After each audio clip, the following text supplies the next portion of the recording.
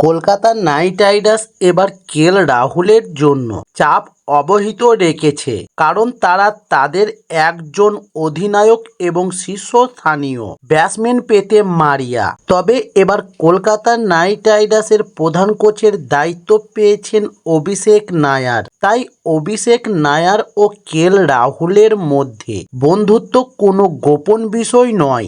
এমনকি ফ্র্যাঞ্চাইজির শীর্ষে ব্যবস্থাপনাও তাকে বোর্ডে আনতে আগ্রহী। তবে একটি বড় প্রশ্ন রয়ে গেছে যে কে অন্য পথে যাবে, কারণ বর্তমানে কলকাতা নাইট রাইডার্সের কাছে এমন কোনো ব্যবসায়িক সম্পদ নেই যা ডিসি ইউনিটকে উন্নতি করবে বলে মনে করা হচ্ছে। তবে বিকল্প হিসেবে অ্যান্ড্রু রাসেলের নাম নিয়ে তীব্র গুঞ্জন চলছে। তবে ডিসি আগামী কয়েক বছরের জন্য তরুণ এবং খেলোয়াড়দের উপর নির্ভর করতে পারে এমন বিনিয়োগ করতে চায়, যেখানে দলে একমাত্র ব্যবসায়িক সম্পদ হলেন রিঙ্কু সিং এবং বরুণ চক্রবর্তী। তাই তাদের দুজনকে ছেড়ে দেওয়ার সম্ভব একেবারে নেই বলেই চলে। তবে গত মৌসুমে ভেঙ্কটেশ আয়ারের খারাপ পারফরম্যান্সের কারণে কোনো গুরুত্বপূর্ণ